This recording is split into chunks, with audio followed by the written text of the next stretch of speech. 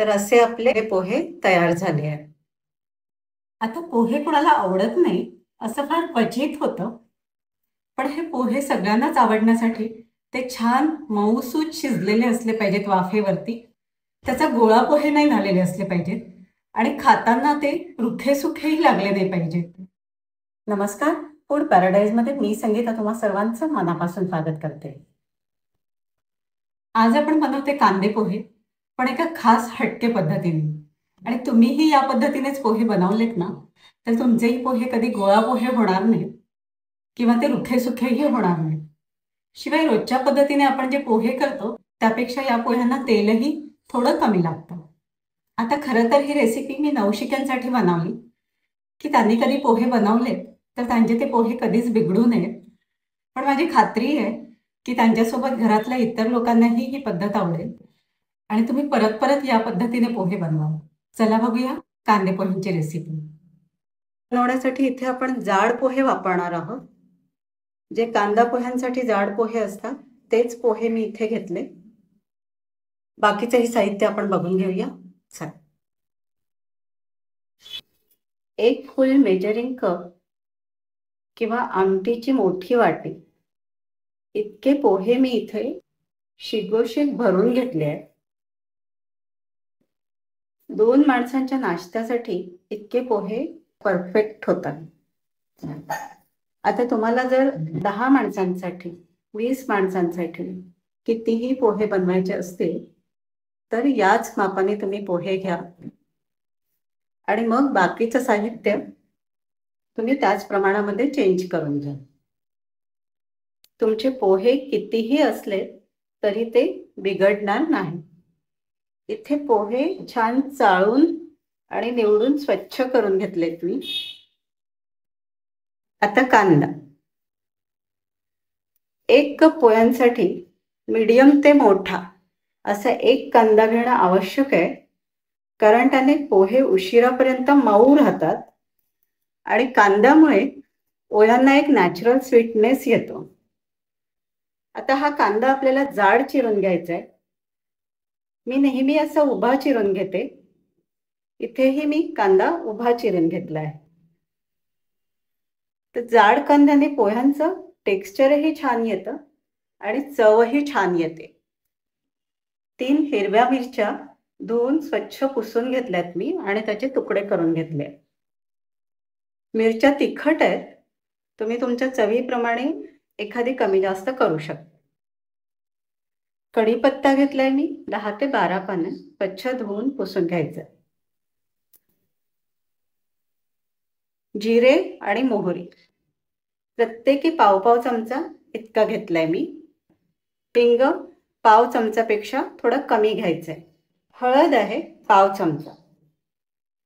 इथे कोथिंबीर मी घेतली आहे 1 मूठभर स्वच्छ धुवून पुसून घेतली आहे आणि बारीक चिरून घेतली आहे. ओलं खोबरं घेतलंय मी 1 टेबलस्पून. शेंगदाणे घेतलेत 1 टेबलस्पून. फोडणीसाठी तेल घेतलंय 1 टेबलस्पून किंवा त्यापेक्षा थोडं कमी घेतलं तरी चालेल, म्हणजे पाऊण चमचा येईल. मीठ चवीप्रमाणे घ्यायचंय आणि साखर चवीप्रमाणे. इथे मी अर्धा चमचा इतकी साखर घेतली आहे. खरं तर मी काही साखर नेहमी घालत नाही, तुम्ही तुमच्या आवडीप्रमाणे ती घालू शकता. इथे एक चूक सुधारून घ्यायची आहे मला. मी व्हिडिओमध्ये तुम्हाला चुकून हळद पाव चमचा इतकी सांगितली होती, पण हळद आपल्याला पाव चमच्यापेक्षा कमी घ्यायची आहे. म्हणजे साधारण 1 अष्टमांश चमचा इतकी हळद आपल्याला घ्यायची आहे. तर तुमच्या साहित्यामध्येही ही नोंद घ्यावी आणि चुकीबद्दल क्षमस्व. आधी मी गॅसवरती आता एक कढई ठेवून घेतली आहे.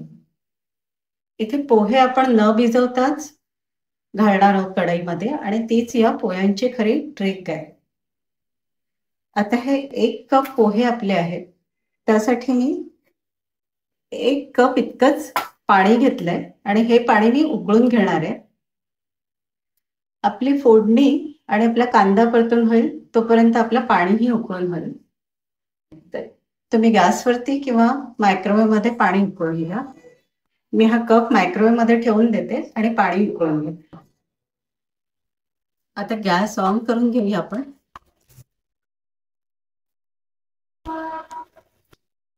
कढई तापली की मी आधी तेल घालून घेते.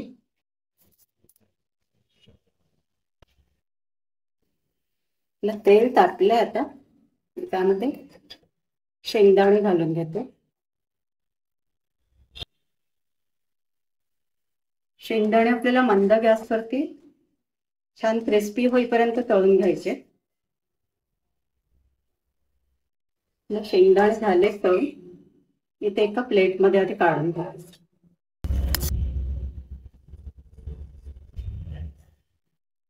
आता यामध्ये आपण घालणार आहोत मोहरी, जिरे, हिंग, हळद, मिरची आणि कढीपत्ता.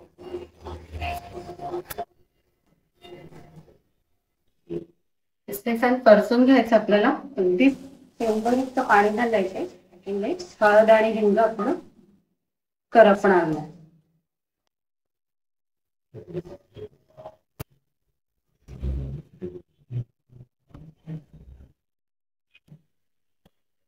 आता यामध्ये घालून घ्यायचंय कांदा. कांदाही छान मऊ होईपर्यंत आपण परतून घ्यायचं. आता जोपर्यंत आपला कांदा परतून होतोय त्यात मी पोह्यांना लागणारा मीठही टाकून घ्यायचे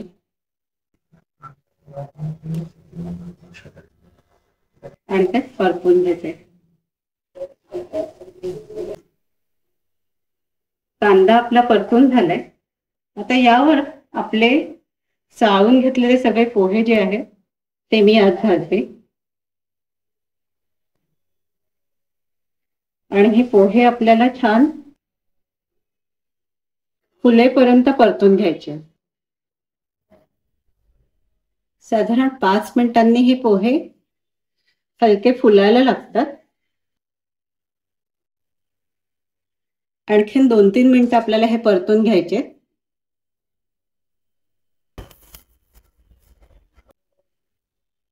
आता यामध्ये थोडी साखर घालायची, ती घालून घेऊया. आता जे पाणी आपण बॉईल केलं होतं ते उकळतं पाणी ह्याच्यामध्ये घालून घेतोय आणि पोहे छान हलवून घेते. ह्या पोह्यांना मी आता असंच 5 मिनिटं झाकून ठेवणार आहे आणि मंद गॅसवर त्यांना वाफ येऊ देणार आहे. आणि पुन्हा 5 मिनिटं हे पोहे असे झाकून ठेवले. पोहे आपले तयार झाले. त्यात मी आता थोडी कोथिंबीर घालून घेते आणि हलवून घेते. आपण स्टीलच्या कढईमध्ये हे पोहे केले, पण हे पोहे अजिबात चिपकले नाही आहेत कढईला, करपलेही नाहीये. आणि पोहे बघा सुटे सुटे झाले, छान फुलून आले, मऊसूत झाले. आता हे आपण सर्विंग बाउल मध्ये काढून घेऊया.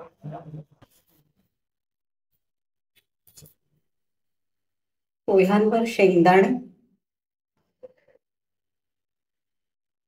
कोथिंबीर, खोबरं तुमच्या आवडीप्रमाणे,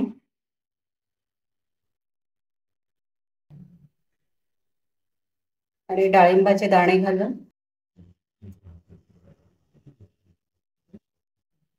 खायला सर्व करायचे. तर असे आपले न भिजवता केलेले पोहे तयार झाले आहेत. आपले न भिजवता केलेले पोहे तयार आहेत. पोहे छान मऊ झाले आहेत आणि तरीही दाणेदार आहेत. ना पोहे भिजवायची झंझट, ना कढईत घातल्यावरती ते सुके होतील किंवा ते गिचके होतील ह्याची झंझट. तुम्हीही एकदा हे पोहे करून बघा, तुम्हाला नक्की आवडतील. आवडले तर कमेंट्सद्वारे तुमचे अभिप्राय द्या. रेसिपी आवडली असेल तर व्हिडिओला लाईक करा, शेअर करा आणि चॅनलवर पहिल्यांदाच आले असाल तर व्हिडिओला सबस्क्राईब करा. धन्यवाद.